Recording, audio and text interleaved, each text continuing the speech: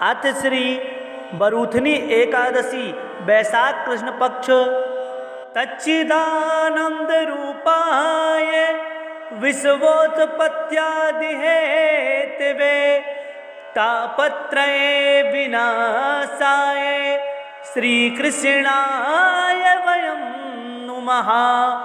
मंगलम भगवान विष्णु मंगलम गरुड़ध्वजा मंगलम पुंडरीकाक्षो मंगलाय तनो हरि। बरूथनी एकादशी व्रत वैशाख माह के कृष्ण पक्ष की एकादशी तिथि को किया जाता है। इस पुण्यदायी और सौभाग्यदायिनी एकादशी को भगवान मधुसूदन की पूजा की जाती है। भगवान मधुसूदन की पूजा करने से संपूर्ण पापों का नाश होता है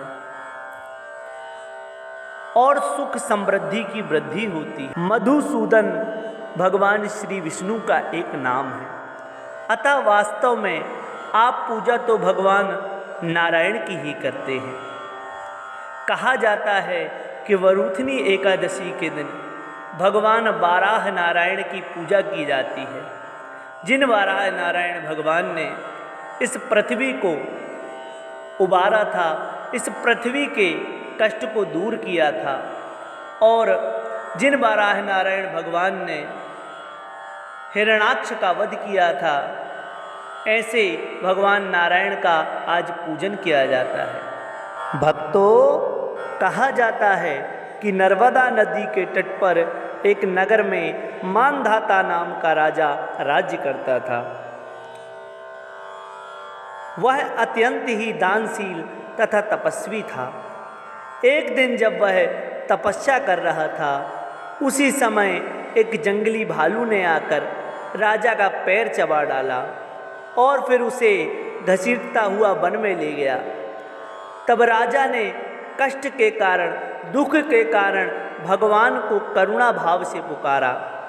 जैसे ही भगवान ने उस राजा की करुण पुकार को सुना, भक्त वत्सल भगवान राजा के पास प्रकट हो गए और उस भालू से भगवान ने राजा के प्राणों की रक्षा की।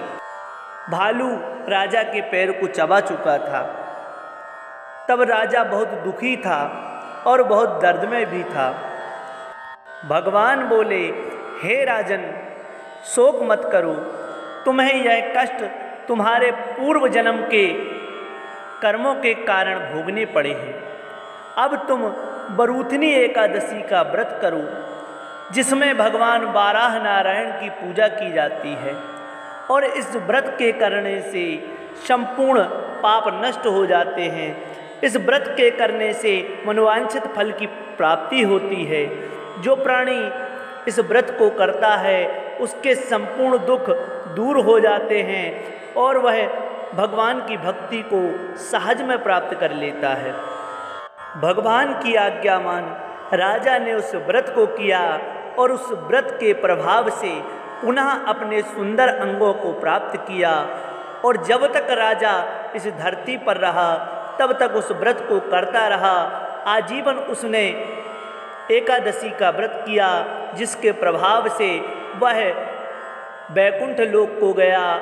जो भी बरूथनी एकादशी का व्रत करता है या सुनता है, उसे संपूर्ण फलों की प्राप्ति होती है और वह कभी रोगी नहीं होता। यदि कोई रोग हो तो वह रोग भी ठीक हो जाता है। उसके कटे फटे अंग पुनः सुव्यवस्थित हो जाते हैं और अंत में उसे मोक्ष की प्राप्ति होती है।